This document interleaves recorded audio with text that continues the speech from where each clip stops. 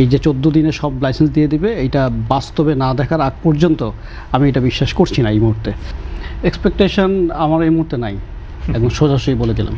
এই জন্য নাই কারণ আমি এরকম এই ধরনের অনেক গল্প শুনেছি, অনেক বক্তৃতা শুনেছি, অনেক সাইনবোর্ড চেঞ্জ দেখেছি। আলটিমেটলি বাংলাদেশে এই যে 14 দিনে সব লাইসেন্স দিয়ে দিবে, এইটা বাস্তবে না দেখার আগ পর্যন্ত আমি এটা বিশ্বাস করছি না এই মুহূর্তে।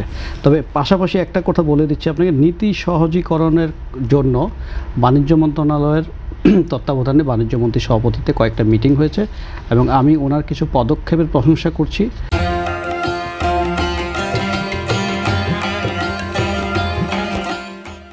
বিশেষ করে আমদানি নীতি পরিবর্তনে একটা আমূল পরিবর্তন উনি এনেছেন, যেটা খুব সহসায় আমার মনে হয় যে পাবলিশড হবে। তো সেখানে আমরা বিজিএমির পক্ষ থেকে, বিটিএমির পক্ষ থেকে এবং অন্যান্য বাণিজ্যিক সংগঠনগুলোর পক্ষ থেকে যেই প্রস্তাবগুলো দেওয়া হয়েছে, এগুলো অনেকটা অধিকাংশই উনি পরিবর্তন করে দিয়েছেন। তো এই জায়গাটাতে আমি একটু আশাবাদী বাণিজ্য মন্ত্রণালয়ের যে উদ্যোগগুলো, তো ওই জিনিসগুলো বাস্তবায়িত হলে আমি মনে করি যে আস্তে আস্তে যদি বিশেষ কিছু জায়গায় বাণিজ্য অর্থ মন্ত্রণালয় যদি এই দায়িত্বগুলো নিয়ে পরিবর্তন করতে থাকে, আস্তে আস্তে গ্র্যাজুয়ালি এটা ইমপ্রুভ করতে পারে যদি ওনারা এই চেষ্টাটা ধরে রাখতে পারে। কিন্তু আমি আপনি যে প্রশ্নটা করলেন সেই প্রশ্নের উত্তর আগের জায়গায় আছে।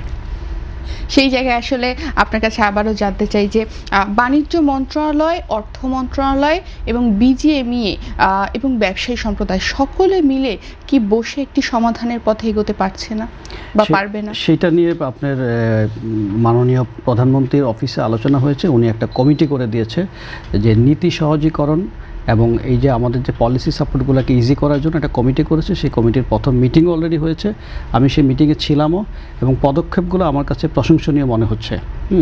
এখন লেটস সি কী হয়, যখন দেখব যে ইমপ্লিমেন্টেশন হচ্ছে তখন প্রশংসা করব।